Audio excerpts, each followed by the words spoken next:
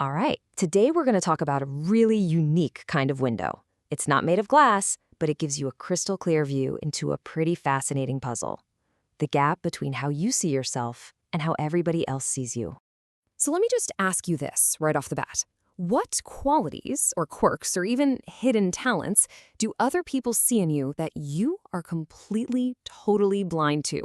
It's a wild thought, isn't it? Kind of makes you wonder. Well, what if I told you there's more than just a vague philosophical answer? What if there was an actual structured tool, a model that psychologists designed for this exact purpose to help you literally map out your own self-awareness? To get it, we've got to jump back to 1955. Two psychologists, Joseph Luft and Harry Ingham, came up with this brilliant framework. And they did something kind of clever with the name. They just combined their first names, Joe and Harry, to create what we now call the Johari Window. Now, when you first look at it, it just seems like a simple little four-box grid. But don't let that fool you. This is actually an incredibly powerful map of who we are. And it's built on two really simple ideas: what you know about yourself and what other people know about you. All right, so let's dive in and really look through each of this window's four panes to understand what they can show us about ourselves. First up, we have the open area. You might also hear it called the arena. This is the stuff that's out in the open. It's everything you know about yourself that other people can clearly see too. Your skills, the way you act, the things you're happy to share. This is where real, honest communication lives. Next is the blind area. And okay, this is where it gets really, really interesting. These are your blind spots, the things other people see plain as day, but you have no clue about. Maybe it's a nervous habit you have when you're talking, or maybe it's this amazing gift for making people feel comfortable that you've just never noticed in yourself. Then we've got the hidden area, sometimes called the facade. This is basically the flip side of the blind spot. It's all the stuff you know perfectly well about yourself, but you choose to keep private. We're talking about your personal fears, your secret goals, your private thoughts. This is your protected self. And finally, we come to the most mysterious part of the window, the unknown area. This represents everything that's a complete mystery to both you and to everybody else.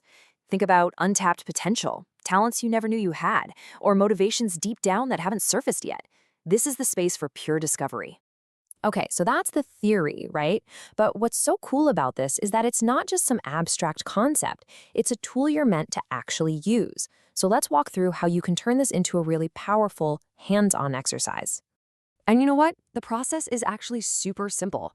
First, you just pick a handful of words from a list that you think describe you. Then you ask a few friends or colleagues you trust to do the exact same thing, for you, from the same list. After that, you just map out the words into the four quadrants and talk about it. It's a surprisingly straightforward way to get some really deep insights.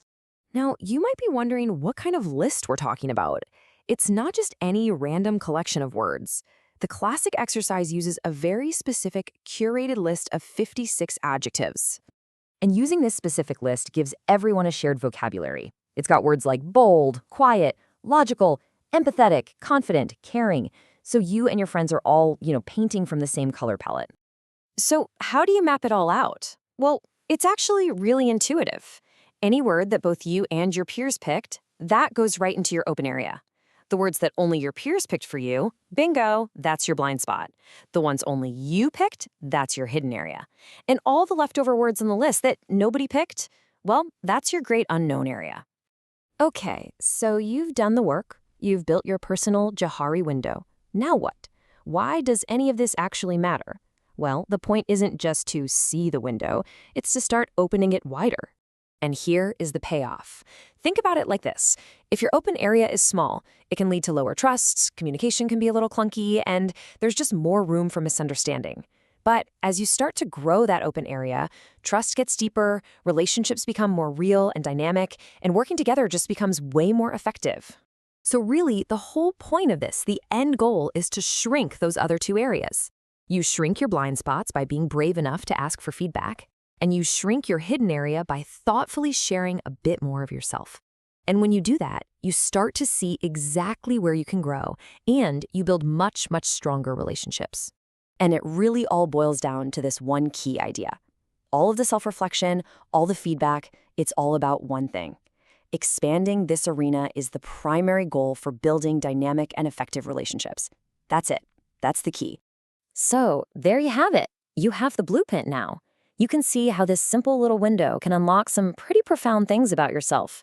The only question left is, what's your first step going to be to open it just a little wider and let some more light in?